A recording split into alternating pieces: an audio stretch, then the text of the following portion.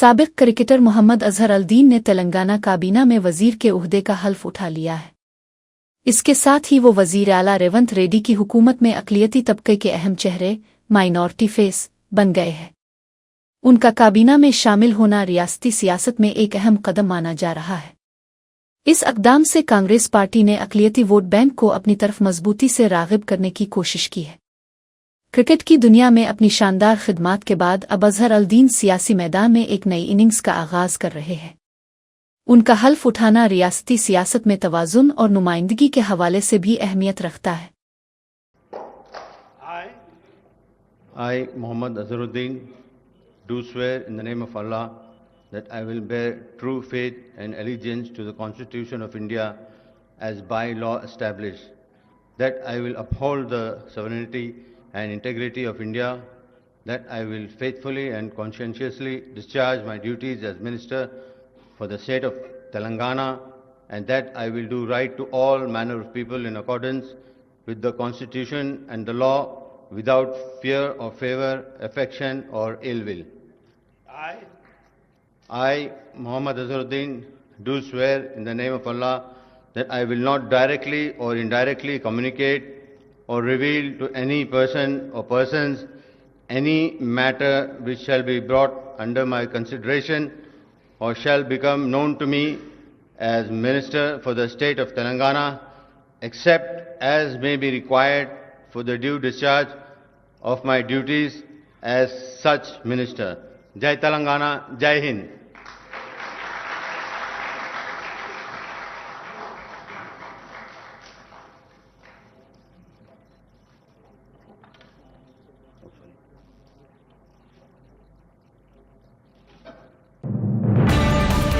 तेलंगाना काबीना में हाल ही में वजीर के ओहदे का हल्फ उठाने वाले साबिक क्रिकेटर मोहम्मद अजहर अल-दीन ने अपने वतन से मोहब्बत पैट्रियटिज्म पर उठाए जाने वाले सवालात का जवाब दिया है। वजीर अजहर अल-दीन ने एक बयान में कहा कि अब मुझे अपनी हुब्बुल वतानी देशभक्ति के बारे में किसी के सर्टिफिकेट की ज़रूरत नहीं है। उन्होंने अपने तवील क्रिकेट करियर में मुल्क की नुमाइंदगी करने का हवाला देते हुए कहा कि मुल्क के लिए उनकी खिदमत और वफादारी खुद बोलती है। उनका ये बयान उन नाक़दीन के लिए है जो उनकी सियासी शमूलियत और पस मंज़र पर सवाल उठा रहे हैं। अजहर अल-दीन ने वाज़े किया कि वो किसी भी तरह के शक और शुबा को बर्दाश्त नहीं करेंगे। के लोगों को भी शुक्रिया अदा करता हूँ, फिर सवाई माधोपुर में भी लड़ा था उनके लोग को भी, पूरे लोग को शुक्रिया करता हूँ। किशन रेड्डी साहब पे कुछ भी बोल सकते हो, उनके बारे में ज्यादा मैं कुछ बोलूंगा नहीं। मेरे को किसी का भी सर्टिफिकेट नहीं चाहिए पेट्रियोटिज्म के लिए। नहीं, अभी जुबलीज के बारे में हम जुबलीज में रहेंगे तो ही बात करेंगे। यहाँ पे मैं नहीं समझता हूँ कि जुबलीज के बारे में बात करना चाहिए। इलेक्शन टाइम में आपको मिनिस्टर देने के लिए देखिए, ये और इलेक्शन से और इसमें बिल्कुल दो अलग बात है, तो आप इसको दोनों में मत जुड़ाइए। आप वो तो गवर्नमेंट का प्रेरोगेटिव है, गवर्नमेंट जैसा चाहिए वैसा कर सकते हैं। अभी मेरे को मालूम नहीं, ये पूरा मैं कैबिनेट डिसाइड करें, सीएम डिसाइड करेंगे। जो भी मुझे देगा मैं बिल्कुल ईमानदारी से और काम करूंगा, और अपलिफ्टमेंट ऑफ डाउन ट्रॉडन और जो नीचे के तबके लोग होंगे उनको मैं जरूर काम करूंगा। मुझे नहीं मालूम, नहीं किशन रेड्डी वो क्या उनके बारे में क्या बात कर रहे हैं, बताइए क्या इलेक्शन, कुछ भी इलेक्शन है, पूरे केसेस पूरे कौन से केसेस है कुछ भी मालूम नहीं उनको आधी नॉलेज नहीं है, उनको कुछ भी बोल सकते हैं। मैं एकदम अलग टाइप का आदमी हूँ, मेरे बारे में अभी नहीं पहले से ही बोला जा। वजीर आला रेवंत रेड्डी ने सैलाब से मुतासिरा इलाकों का फिजाई जायजा एरियल सर्वे लिया है। ये जायजा हालिया शदीद बारिशों और सैलाब से होने वाले नुकसानात का अंदाजा लगाने के लिए किया गया। फिजाई सर्वे मुकम्मल करने के बाद वजीर आला रेवंत रेड्डी ने सैमेवया नगर में सैलाब मुतासरीन फ्लड विक्टिम्स से मुलाकात की और उनके मसाइल सुने। इस दौरे के दौरान उनके हमरा काबीना के वुज़रा पवंगोलेटी श्रीनिवास रेड्डी, पूनम प्रभाकर और कुंडा सारेखा भी थे। वुज़रा के अलावा एमपीज, एमएलईज और एमएलसी समेत कई दीगर ओहदेदारान भी मौजूद थे। वज़ीर आला ने मुतासरीन को मुनासिब इमदाद और बहाली की यकीन दहानी कराई है।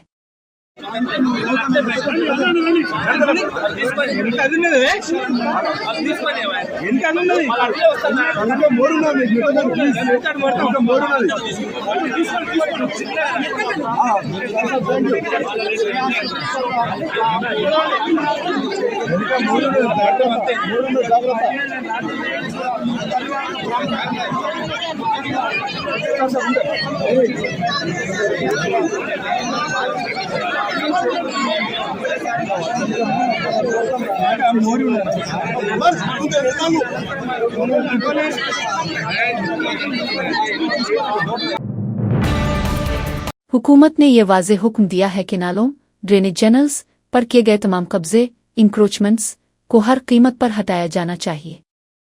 हुक्काम ने सख्त इंतबाह जारी किया है कि कोई भी शख्स कितना ही बासर क्यों ना हो, इसे मुआफ नहीं किया जाएगा। अलिफाब कशनेचलेदा उन्होंने कहा कि अगर 10 लोगों की खातिर 10,000 लोगों को नुकसान हो रहा है तो इसे बर्दाश्त नहीं किया जा सकता। इसलिए हुक्काम को इस मामले पर वाज़ेह फैसला लेकर आगे बढ़ना चाहिए और बगैर किसी समझौते के कब्जे हटाने का अमल मुकम्मल करना चाहिए। ये फैसला सैलाब और निकासी आब के मसाइल को हल करने की तरफ एक संजीदा कदम है। ముఖ్యంగా ఈ చెరువుల నుంచి ఇన్ఫ్లోలు అవుట్ఫ్లోలు క్యాలిక్యులేట్ చేసుకోవాలి. అదేవిధంగా సిటీలో ఎక్కడైతే ఎంక్రోచ్మెంట్స్ ఉన్నాయో, ఎక్కడైతే నాలాలు ఉన్నాయో చెరువులకు వెళ్ళడానికి, వాటిని ఎక్కడైతే బాటిల్ నెక్స్ కబ్జాలకు లోనైనో ఖచ్చితంగా కబ్జాలను తొలగించాల్సిందే. ఎంత వారున్నా ఎవరున్నా ఆ విషయంలో కఠినంగా వ్యవహరించాల్సిందే. కబ్జాలు పెట్టేటోళ్ళు 10 మంది ఉంటే ఈ 10 మంది వల్ల 10,000 ఇళ్ళు కాలనీలలో నీట మునుగుతున్నాయి. వాళ్ళు జీవితకాలం కష్టపడి సంపాదించిందంతా టీవీలు, ఫ్రిడ్జ్లు, మంచాలు, పిల్లల చదువులు, పిల్లల సర్టిఫికెట్లు, వాళ్ళ సంపద మొత్తం నీళ్ళలో మునుగుతుంది. మనం ఏమి ఇచ్చినా కూడా వాళ్ళకి అంత సహాయం చేయలేము. కాబట్టి దయచేసి ఈ విషయంలో అధికారులు స్పష్టతతో కూడుకున్న నిర్ణయాలు తీసుకొని ముందుకు వెళ్లాల్సిందే. ఇప్పుడు వరదలు తగ్గినాయి కాబట్టి ఇమ్మీడియట్గా పారిశుద్ధ్య కార్యక్రమాలు పనులను ఇమ్మీడియట్గా టేకప్ చేయండి. మొత్తం ఎక్కడెక్కడైతే చెత్త పేరుకుపోయిందో చెత్త క్లీన్ చేయడంతో పాటు శానిటేషన్ పనులను కూడా మీరు తక్షణమే అడ్రస్ చేయాలి. మెడికల్ అండ్ హెల్త్ వాళ్ళు కానీ మిగతా డిపార్ట్మెంట్లు అందరూ కూడా కోఆర్డినేషన్తో మీరు అందరు కలిసి ముందుకు వెళ్లాల్సిందే. వీటన్నిటి రిలేట్ ఏదైతే నివేదికలు ఉన్నాయో డిజాస్టర్ మేనేజ్మెంట్కి ఎప్పటికప్పుడు మీరు నివేదికలు పంపించండి. అదే हैदराबाद में मजलिस इत्तेहाद अल मुस्लिमीन के कई रहनुमाओं ने अपनी वफादारी तब्दील करते हुए BRS पार्टी में शमूलियत इख्तियार कर ली है। उन रहनुमाओं की शमूलियत की रस्मी तकरीब BRS के मरकजी दफ्तर तेलंगाना भून में मुनक़िद हुई। BRS के कारगुजार सदर के TR ने पार्टी में शामिल होने वाले नए अराकीन का ज़ाती तौर पर खैरमकदम किया। शमूलियत के रिवायती इशारे के तौर पर के TR ने उन रहनुमाओं को पार्टी की मखसूस गुलाबी शालें पहनाकर उन्हें खुश आमदीद कहा। सियासी माहिरीन इस अक़दाम को रियासत की सियासत में अहम पेशरफ्त के तौर पर देख रहे हैं। BRS के रहनुमा के TR ने जुबली हिल्स ज़िम्मी इंतखाब के दौरान अपने मुखालिफिन पर सख्त तनकीद की है। उन्होंने उन पर तंजिया अंदाज में उये गुंडे इरोडनगालोआओ कहकर हमला किया। के TR ने वोटरों को खबरदार किया, ये लोग जीतने से पहले ही इतना ज्यादा नतेगलाओ बड़ा चढ़ाकर बात कर रहे हैं, जरा सोचें कि अगर गलती से ये जीत गए तो हालात कैसे होंगे। उन्होंने मजीद कहा कि ये लोग कहते हैं कि वोट ना दिया तो डराएंगे, देनन सता देना तया, आप फिर जाली वोट डालेंगे, आप पैसों से वोट खरीदेंगे। ये सब हम देख चुके हैं। एक तीलगो मुहावरा इस्तेमाल करते हुए के TR ने कहा कि ओपोटूडन तो पौडागाविदा कोडन थे पौडागावुड नियतुनैन पोचेमुआ को ट्विंडटया, अगर छोटे को बड़े ने मारा तो बड़े को पोचमुआ ने मारा। उन्होंने ये भी पेशगोई की कि अभी से ठीक 500 दिनों के अंदर के CR की हुकूमत दोबारा आने वाली है। నేను మీకు గుర్తు చేస్తున్నా, యాద పెట్టుకోండి, ఇది రోజు సరిగ్గా 2 ఏళ్ళు అయిపోయింది. ఇంకొక 500 రోజుల్లో మళ్ళీ కేసీఆర్ గవర్నమెంట్ రాబోతుంది. ఎక్కువ టైం లేదు, ఎక్కువ టైం ఏం లేదు. చూస్తుంటే పోతాయి 500 రోజులు కళ్ళు మూసుకొని తెరిచే లోపల పోతాయి.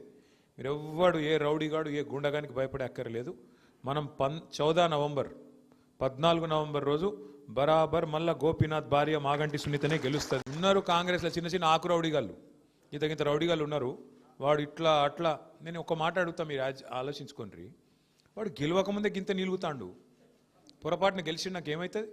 ఇడ్లీ బండిలు, కూరగాయల మార్కెట్లు, ఇస్త్రీ షాపులు, సెలూన్లు వదులుతాడా? తిన్నా అందరు నాగం చేయడు. మరి గసంటోలో కోట్లు ఎత్తామా? ఆగం అవుతామా? కాకుర్రి, నేను గదే చెప్తున్నాయి. 10 ఏళ్ళు సుకూన్గున్నాం, ఇప్పుడు ఆగం కావద్దు. రెండోది, మీరు కూకట్పల్లి ఎమ్మెల్యే సాబ్తో కూడా నేను మాట్లాడతా. ఆ మోతీనగర్లో కూడా నాకు షఫీ చెప్పిండు, ఆడ కూడా మీరు ఇదివరకు శుక్రవారం పెట్టుకుందిరా, అట్లే నడిపించేటట్టు కూడా నేను చెప్తా. ఎమ్మెల్యే కూకట్పల్లి కూడా మనోడే, మన పార్టీడే, ఆయనకు కూడా చెప్తా. జూబ్లీ హిల్స్ ఎమ్మెల్యే కూడా మళ్ళీ మన పార్టీ గెలుస్తుంది, ఎవడు కూడా ఆపలేడు. మళ్ళీ చెప్తున్నా నేను, వాడు ఒక్కటే నమ్ముకున్నాడు, ఇప్పుడు బెదిరిస్తాడట. ఏమని? మీరు ఓట్లు వేయకుండా బెదిరిస్తారట, కాదంటే దొంగ ఓట్లు ఎత్తారట, ఇక లేదంటే ఆఖరికి పైసలతో కొనెత్తారట. అన్నీ మనకి ఎరుకున్న ఉపాయాలు, ఇవేం తెలివనియం కాదు. వానికి ఎంత తెలివి ఉందో మనకు అంతకంటే ఎక్కువ తెలివి ఉంది. మన తెలంగాణలో సామెత చెప్తారు, పొట్టోన్నెత్తి పొడుగోడు కొడితే పొడుగోన్నెత్తి పోషమ్మ కొట్టిందట. కాబట్టి మీరు అంత తెలివిగా మీరు కూడా ఆలోచన చేయాలి. आप सभी भाइयों से भी गुजारिश है। जुबली हिल्स असेंबली हलके के तहत शाकापेट डिवीजन के तोली चौकी इलाके में बीआरएस पार्टी की उम्मीदवार मागिंती सानिता ने अपनी इंतखाबी मुहिम तेज कर दी है। उन्होंने साबिक बोधन एमएलए शकील आमिर के साथ मिलकर इंतखाबी मुहिम में हिस्सा लिया। अवामी राब्ता मुहिम के एक हिस्से के तौर पर मागिंती सानिता को वहां के एक मकाम पर डफसा बनाते हुए देखा गया। ये अमल वोटरों से जड़ने और मकामी लोगों की तवज्जो हासिल करने की एक कोशिश है। उनके साथ शकील आमिर की मौजूदगी ने मुहिम को मजीद मजबूती बख्शी। बीआरएस पार्टी ज़िम्मी इंतखाबात में कामयाबी के लिए नए तरीकों से आवाम तक पहुंचने की कोशिश कर रही है।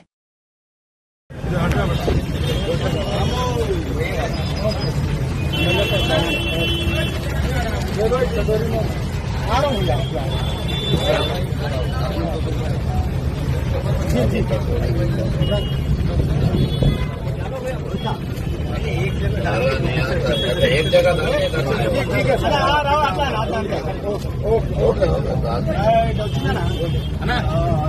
पड़ता भैया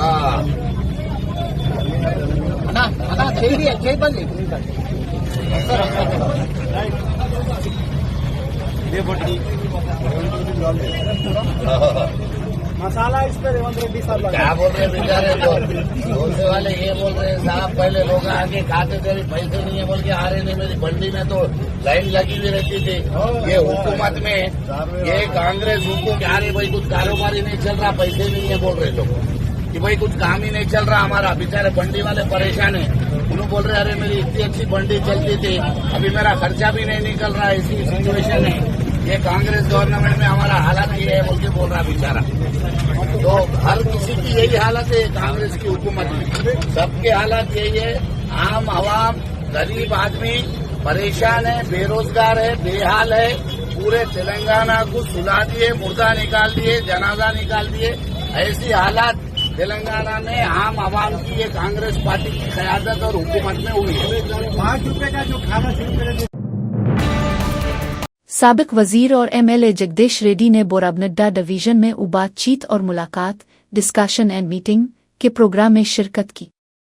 इस दौरान बोराबनड्डा के अवाम ने जगदीश रेड्डी के साथ बातचीत की और अपने ख्यालात का इजहार किया। अवाम ने शिकायत की कि जब से कांग्रेस हुकूमत इक़्तिदार में आई है उन्हें शदीद मुश्किलात का सामना करना पड़ रहा है। उन्होंने मजीद कहा कि वो मौजूदा सूरत-ए-हाल से सख्त परेशान हैं। लोगों ने साबिक वजीर को यकीन दिलाया कि वो समझते हैं कि इस ज़िम्मी इंतखाब में बीआरएस पार्टी यकीनी तौर पर कामयाबी हासिल करेगी। अवाम का ये बयान मौजूदा हुकूमत के खिलाफ मकामी सतह पर नाराजगी को जाहिर करता है।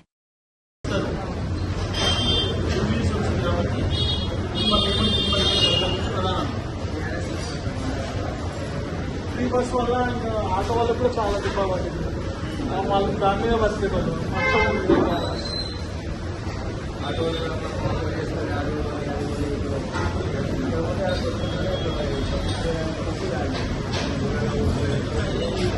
బిల్డింగ్ పర్పస్ ఉంటుంది బిల్డింగ్ పర్పస్ ఉంటుంది చాలా మంది ఉంటారు. ఎక్కువ వాళ్ళు ఎట్లా ఉన్నారు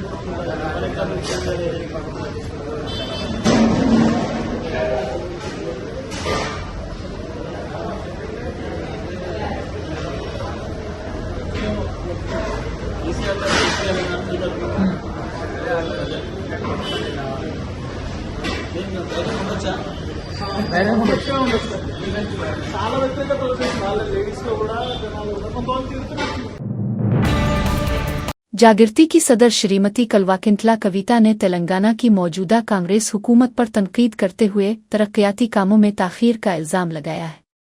उन्होंने निशानदेही की कि शंकर पिटुने मंडल में वाक़ई कैलवाला तालाब का किनारा मुएतुएन टूटे हुए 3 साल गुजर चुके हैं। कविता ने याद दिलाया कि इसकी मुरम्मत के लिए पिछली बीआरएस हुकूमत ने 70 करोड़ रुपए की रकम मंजूर करते हुए बाकायदा सरकारी हुक्म जारी किया था। ताहम उन्होंने अफसोस का इजहार किया कि कांग्रेस हुकूमत ने अब तक इस मतुन को ठीक नहीं करवाया है। उनका कहना था कि पुरानी हुकूमत के मंजूर शुदा कामों को भी मौजूदा हुकूमत नजरअंदाज कर रही है। కాబట్టి కాంగ్రెస్ ప్రభుత్వం సీరియస్గా తీసుకొని త్వరితగతిన ఇదివరకు ఇచ్చిన 70 కోట్ల జీవోను పాస్ చేయాలి, మత్తడి పనులు తొందరగా పూర్తి చేయాలని నేను కోరుతా ఉన్నాను. ఎందుకంటే ఇది రాజకీయాలకు సంబంధించిన విషయం కాదు, రైతులకు సంబంధించిన విషయం. రైతు ఎవరికైనా రైతే, ఆయన పని చేయకపోతే, ఆయన పండియకపోతే మనకెవరికి కూడా తినడానికి తిండి ఉండదు. కాబట్టి రైతు లేనిదే రాజ్యం లేదని చెప్తా ఉంటాం. అది నిజం చేయాల్సిన టైం ఇప్పుడు వచ్చింది. పార్టీలకు అతీతంగా ఆలోచించి తొందరగా ఇప్పుడు రిపేర్ చేయించవలసిందిగా, ఈ కల్వల డ్యామ్ని రిపేర్ చేయించవలసిందిగా మత్తడిని నేను కోరుతా ఉన్నాను. మరి ఇక్కడ ఇదివరకు ఒకసారి కట్ట తెగిపోయినప్పుడు అప్పుడున్నటువంటి ప్రజాప్రతినిధులందరూ కూడా చొరవ తీసుకొని తొందరగా రిపేర్ చేయించారని చెప్తున్నారు రైతులు. అదే స్ఫూర్తి ఇప్పుడు కూడా చూపించాలి. మరి ఇవాళ మొత్తం మొంతా తుఫాన్ వచ్చి మన తెలంగాణ అంతా కూడా పంటలన్నీ కూడా పడిపోయినటువంటి పరిస్థితి ఉన్నాయి. అట్లానే బండి సంజయ్ నగర్ మరి ఇక్కడ ఎంపీగా ఉన్నారు. మీరు కేంద్రంలో కూడా ఏదైతే పంట నష్టం ఇప్పించేటటువంటి అనేక పథకాలు ఉంటాయో ఆ పథకాల ద్వారా త్వరితగతిన మన ప్రాంతం రైతుల్ని ఆదుకోవాలని చెప్పి డిమాండ్ చేస్తూ ఉన్నాను.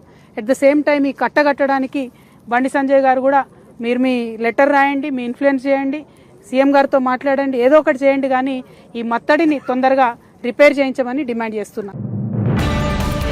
तेलंगाना में रुकन असेंबली MLA की नाअहली की दरखास्तों डिस्क्वालिफिकेशन पिटीशंस पर समाअत के लिए स्पीकर के दफ्तर ने मोहलत गेदा तलब की है। तेलंगाना असेंबली के सेक्रेटरी सैल ने सुप्रीम कोर्ट से दरखास्त की है कि इन दरखास्तों पर कार्रवाई मुकम्मल करने के लिए उन्हें मजीद 2 माह का वक्त दिया जाए। ये दरखास्तें इस वक्त ज़ेर इल्तवा हैं और उन पर कानूनी कार्रवाई जारी है। असेंबली के दफ्तर की जानिब से मोहलत मांगना इस बात की तरफ इशारा करता है कि इन मुकदमात की कानूनी और तरीक़ाकार की पेचीदगियाँ मौजूद है। इससे कबल अदालत की जानिब से इन दरखास्तों पर जल्द फैसला करने की हिदायत दी गई थी। अब सबकी नज़रें सुप्रीम कोर्ट के फैसले पर मरकूज हैं कि वो ये मोहलत मंजूर करता है या नहीं। बीजेपी के रहनुमा राजा सिंह ने MLA MS राजू के भगवद गीता जीट से मुताल्लिक मुतनाज़ा बयान पर सख्त रद्द-ए-अमल का इजहार किया है। राजा सिंह ने MS राजू के तबसरे पर शदीद बिरहमी फायर का इजहार किया है। राजा सिंह ने मशवरा दिया है कि TTD बोर्ड के अराकीन की तकर्री से पहले हुक्काम को ये ज़रूर जांचना चाहिए कि आया उनके पास मुनासिब मजहबी एहसासात मुएतपेरेमेंगे भावालाओ हैं या नहीं। उन्होंने सख्त मुतालबा किया है कि भगवद गीता के बारे में नामुनासिब बयान इनाचनते और ये कहलाओ देने पर MS राजू के खिलाफ फौरी कार्रवाई की जाए और उन्हें फौरी तौर पर मुअत्तल सस्पेंड किया जाए। टीटीटी बोर्ड मेंबर మరియు టీడీపీ ఎమ్మెల్యే MS రాజు అంట భగవద్గీత ఉపయోగమే లేదు ఆ విధంగా ఆయన కామెంట్ చేస్తుండు. నేను మా చంద్రబాబు నాయుడు గారికి ఒక రిక్వెస్ట్ చేయాలనుకుంటున్నాను. ఏ వ్యక్తికి ఏ రాజకీయ నేతలకి టీటీడీ బోర్డు మెంబర్ పెట్టొచ్చా ఒకసారి మీరు చూడాలి. అదేవిధంగా టీటీడీ బోర్డు మెంబర్ పెట్టే ముందు ఆ వ్యక్తిలో ధర్మం పట్ల అభిమానం ఉందా లేదా, మర్యాద ఉందా లేదా, హిందూ ధర్మం పట్ల ఆ వ్యక్తికి నాలెడ్జ్ ఉందా లేదా ఒక్కసారి చూసిన తర్వాతనే టీటీడీ బోర్డు మెంబర్ ఇవ్వాలని మా నాయుడు గారికి నా ఒక నివేదిక. అదేవిధంగా ఇట్లాంటి బుద్ధి లేని వ్యక్తులు ఎమ్మెల్యేస్ ఇంకా ఎంతమంది టీడీపీలో ఉన్నారు, ఎమ్మెల్యేస్ కానీ ఎంపీస్ కానీ ఎమ్మెల్సీస్ కానీ మినిస్టర్ కానీ, దానిపైన కూడా ఒక మా నాయుడు గారు సర్వే చేసుకుంటే చాలా బాగుంటుందని నేను అనుకుంటున్నాను. ఎందుకంటే ఏది నోరుకు వస్తే అది మాట్లాడుతున్నారు మా ధర్మం పట్ల, మా భగవద్గీత పట్ల. అది చాలా తప్పు. ఈ ఎమ్మెల్యే పైన మీరు చర్యలు తీసుకోవాలి, ఈయనకి సస్పెండ్ చేయాలని మా నాయుడు. हैदराबाद में HYDRA ने पोचारम के इलाके में तकरीबन 30 करोड़ रुपए मालियत की सरकारी जमीन को गैर कानूनी कब्जे से आजाद करा लिया है। एजेंसी ने डॉक्टर्स कॉलोनी चौधरी गोडा पोचारम में वाक़ई 4000 मुरब्बा गज की पार्कलैंड की जमीन वापस हासिल की है। इल्जाम है कि असली लेआउट मालिकान ने जाली कागजात का इस्तेमाल करते हुए इस सरकारी पार्क की जमीन पर कब्जा कर लिया था और इसे गैर कानूनी तौर पर फरोख्त कर दिया था। डॉक्टर्स कॉलोनी वेलफेयर एसोसिएशन की शिकायत पर कार्रवाई करते हुए HYDRAA के हुक्काम ने रिकॉर्ड की तस्दीक की, कब्जा इंक्रोचमेंट खत्म कराया और पार्क की जगह को बाड़ फेंसिंग लगाकर और सरकारी बोर्ड नस्ब करके महफूज बना दिया।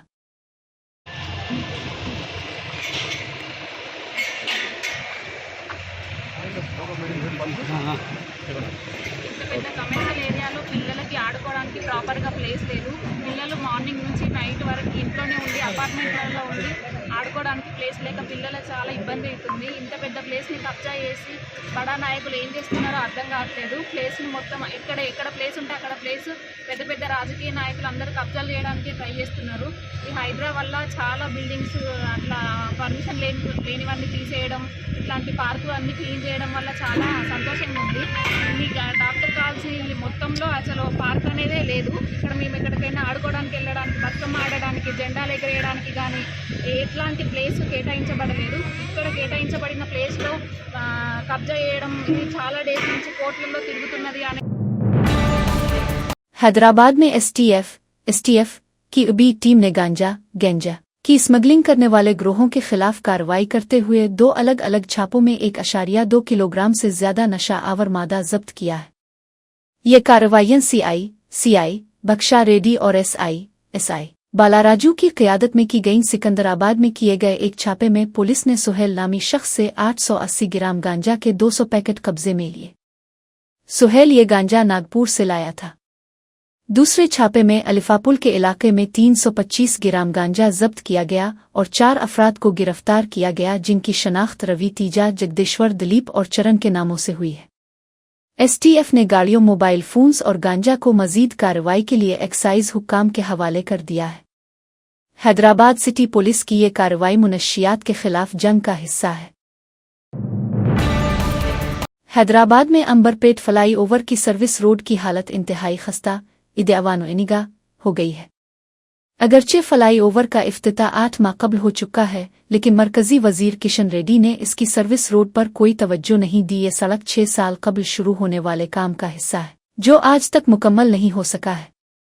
सड़क पर जगह जगह गड़े, गानतेलाओ पड़ गए हैं और कंक्रीट कैरे बाहर निकल आया है। इसकी वजह से वहां से गुजरने वाले गाड़ी चलाने वालों को धूल और मिट्टी दामूद अवलतताव की वजह से शदीद मुश्किलात अकोटलाओ का सामना है। मकामी लोगों ने हुक्काम से जल्द अज जल्द सड़क की मुरम्मत का मुतालबा किया है।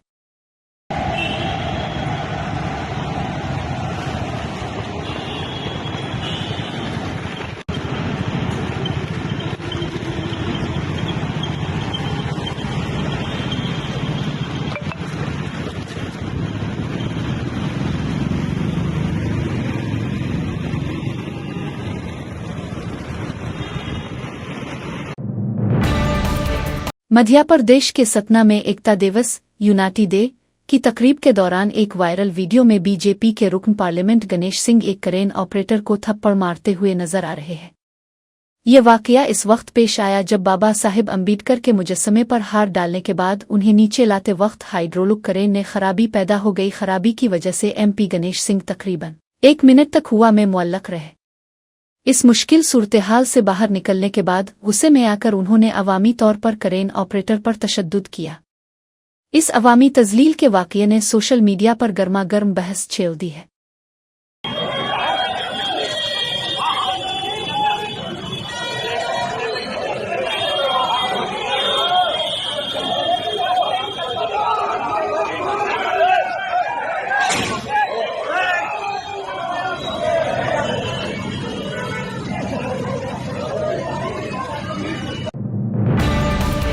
आम आदमी पार्टी के कन्वीनर अरविंद केजरीवाल ने गुजरात के सुरेंद्र नगर में एक रैली से खिताब करते हुए बीजेपी और कांग्रेस पर सख्त तनकीद की।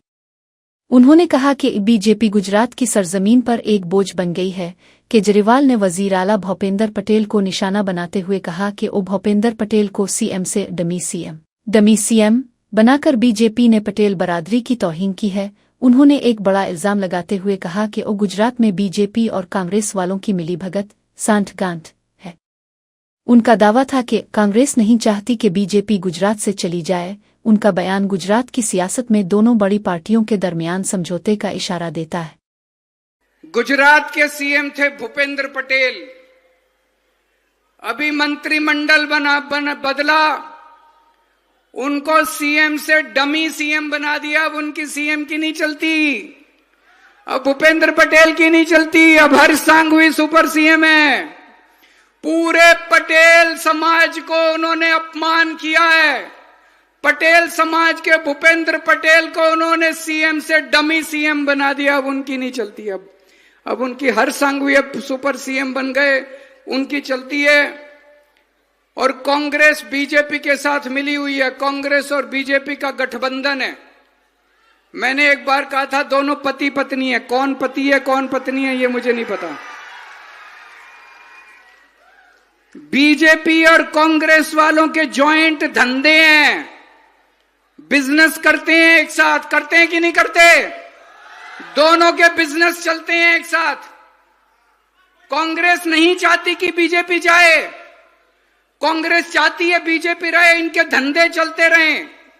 ऐसा क्यों होता है कि चेतर वसावा जेल जाता है? ऐसा क्यों होता है कि परवीन राम जेल जाता है?